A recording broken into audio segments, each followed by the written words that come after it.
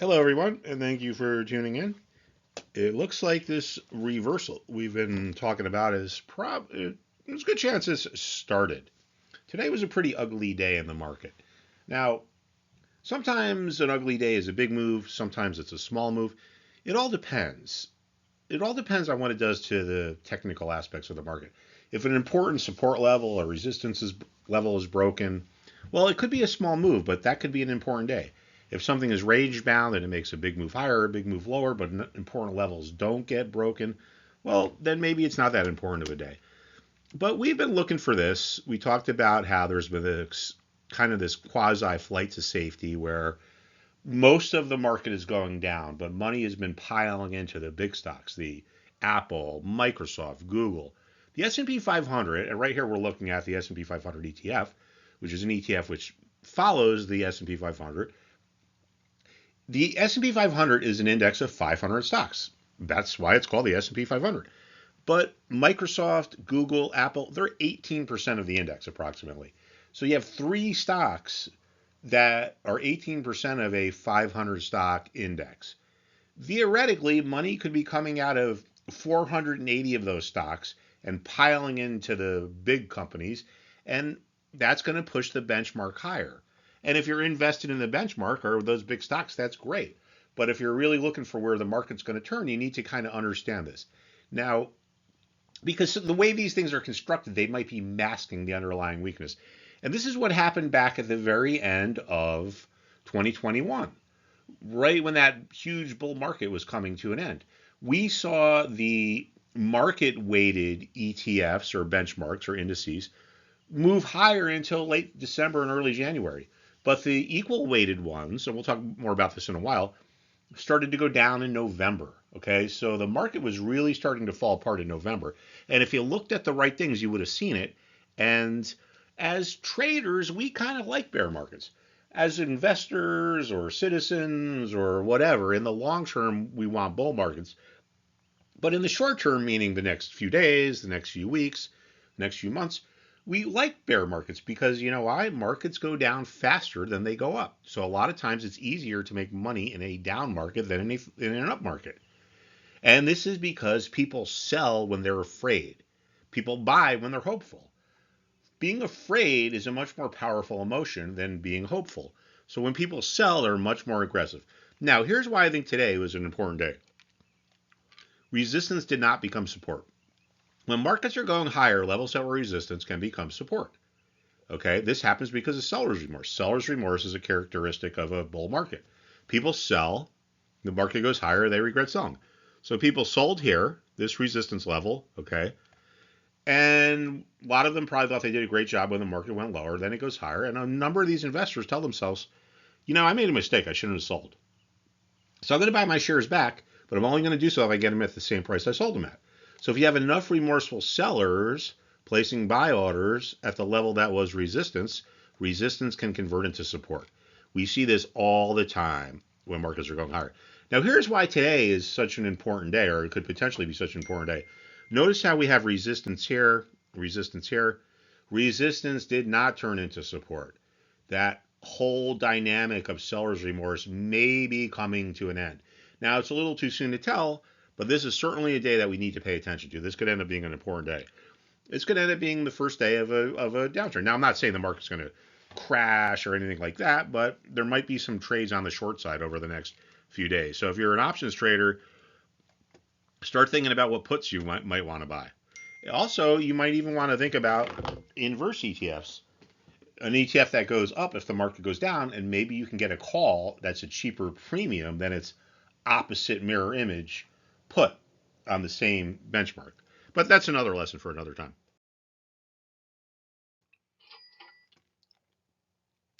Now, here we have our technology sector. Now, different things drive the market at different times. There's 11 sectors in the S&P 500. It's 500 stocks, 11 sectors. Sometimes different sectors are in the driver's seat. So sometimes it's more important to pay attention to this sector, that sector. Over the last week or two, it's been technology that's been the driver, and it's undeniable. It's like I said before, money's pretty much flowing out of every area of the market and going into these big tech stocks. Amazon, Google, which technically Amazon is in the consumer discretionary sector. Google is in the communication services sector. But regardless, the point is money is flowing out of a lot of these areas of the market, and people are thinking, oh, gee, what's safe? Oh, Apple's safe. Oh, Microsoft's safe. So it's like a flight to safety. Now look here, resistance becomes support. Remember what I talked about? Seller's remorse. People sell, market goes higher. I made a mistake. I'm buying my shares back. If I can get them for the same price, I sold them at. Resistance becomes support. Resistance becomes support. Resistance becomes support. Resistance, will it become support? We got to watch this. If this support breaks, and we're probably a few days away from knowing, it's only 4 points, but on a big sector ETF like this, that's a big move, or would be a big move. But the best traders let the market tell them what to do. They don't come in every morning with like this opinion, it's going up, it's going down. The best traders that I've known in my career, and trust me, I've worked with some of the best literally in the history of trading, and I spent some time working for Cabelli, for Steve Cohen. The best traders let the market tell them what to do, because the market's never wrong. Analysts are wrong, traders are wrong, you're wrong, I'm wrong. The only thing that's never wrong is the market. So will this level that was resistance convert into support because of our seller's remorse? If it doesn't, we're going to probably get a new tradable trend downwards in the broader markets.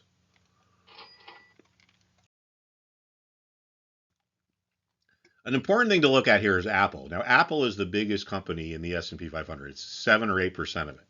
So regardless of what you're trading, there's a good chance Apple has an impact on it. We could have what we call a false breakout. A false breakout is when something gets to a resistance level, gets above it, or apparently gets above it, and then makes a move really quickly right back under it. Now, resistance is a large group of investors who are trying to sell at or close to the same price.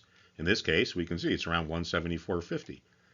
When we get a clear resistance level, sometimes traders think, gee, if this resistance level breaks, meaning if the stock or the ETF or whatever it is that you're watching gets above it, it's a sign. It's not just a symbolic thing. It's a sign or a signal that the investors who created that resistance with their sell orders are out of the market. They're cancel their orders, they finish their orders, regardless, they're out of the way. So traders place what we call buy stop orders. These are orders to buy that are above the market. It's not like, oh, the stock's at 172, if it gets to 170, I'll buy it. It's like the stock's at 172, if it gets 175, I'll buy it. The thought is if we get above that resistance, it's going to keep going higher. So you don't try to get the exact price or the exact low price, but once the train leaves the station, you kind of jump on and go for a ride. Now, if there are not other groups of traders or investors or in parts of the community that aren't going in to buy, a lot of times we get a quick reversal.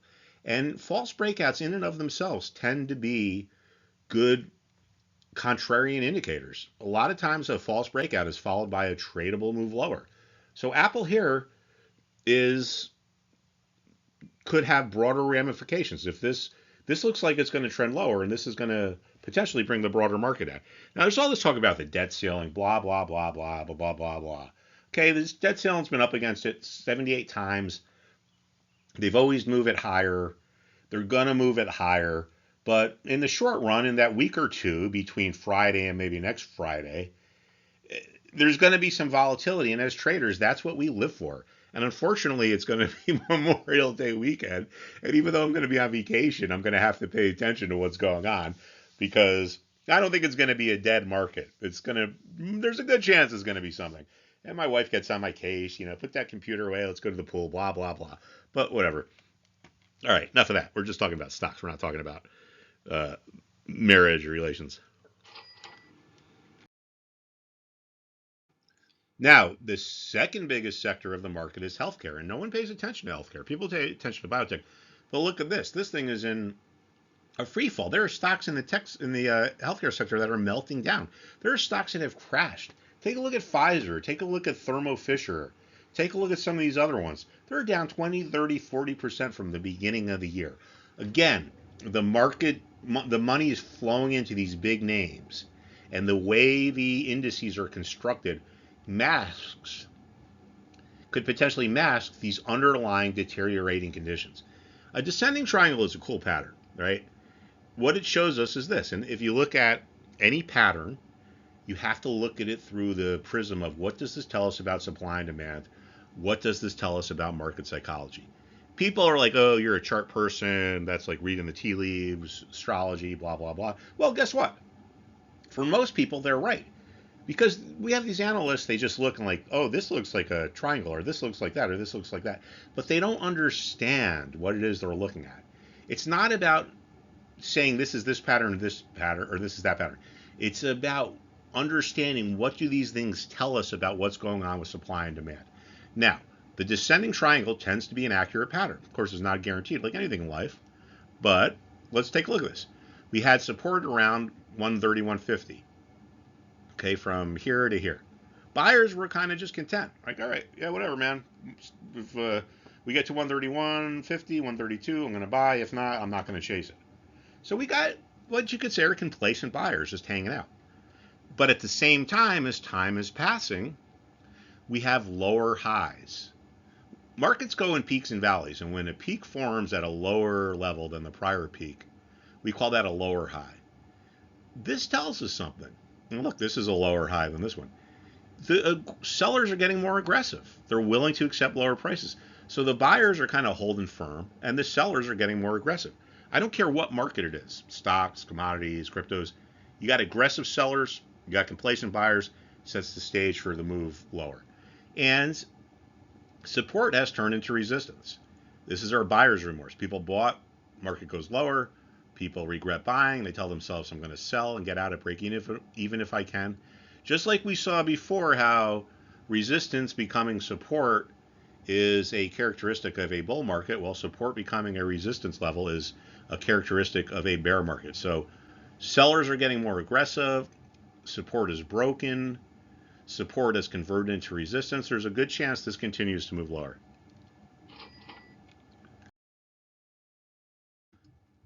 Look at Johnson & Johnson. I think this is the second biggest stock in the healthcare sector. And a good way to look for trading ideas is look at the sectors. If a sector looks like it's breaking down, well, the sector, the indice or the ETF we look at, is really just the aggregate of the entire sector. So there's going to be things that look way worse or way better. Johnson & Johnson just broke support, trending lower. I think this thing could make a pretty significant move to the downside here. So you options traders who trade your puts, this is probably something to look at. There we had a rapid move higher, and a lot of times when we get to levels that we made a rapid move through, on the way back, we also make a rapid move. And this is because there's not a lot of vested interest. If something goes through a price level really quickly, there's just not a lot of time for there to be a lot of trading. Just rips through it. So what's one of the reasons why we have support? Well, we have remorseful sellers trying to buy their shares back. If we just rip through these levels really quick, like what happened here, there's not going to be enough time for there to be a significant amount of remorseful sellers who are trying to buy their shares back. So there might be like a dearth or a lack of buy orders here. So that could set the stage for kind of a rapid move lower.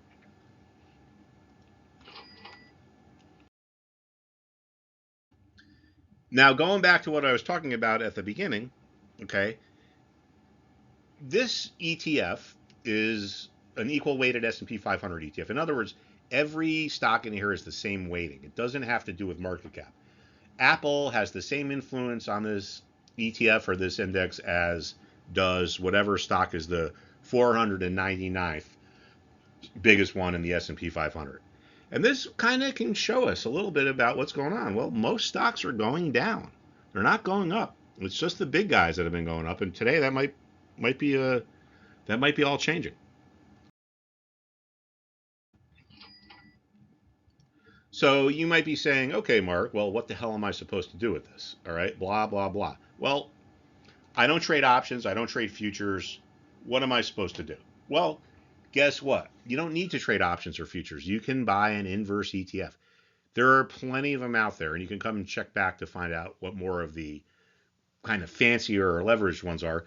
But just real simple, this ETF is designed to go in the opposite direction of the S&P 500. So if the S&P 500 goes down by 10%, this will go up by about 10%. If it goes down by 5, this will go up by about 5. This doesn't even need to be a trading vehicle. Say you have a lot of stocks in your account and you want to sell, you think the market's going lower, but you don't want to sell because you don't want to take the tax consequences. You can throw some of this in your portfolio and it would be a hedge. If your stocks go down in value, this will go up in value and it could offset each other. So you could end up with break even instead of losing money. So, important thing to understand is that in pretty much any market, there are ways to make money. Short side, downside, moving, not moving. There are always ways to make money. So I appreciate your time and thank you for checking in, and I hope to see you soon. Thanks, everybody. Have a good evening.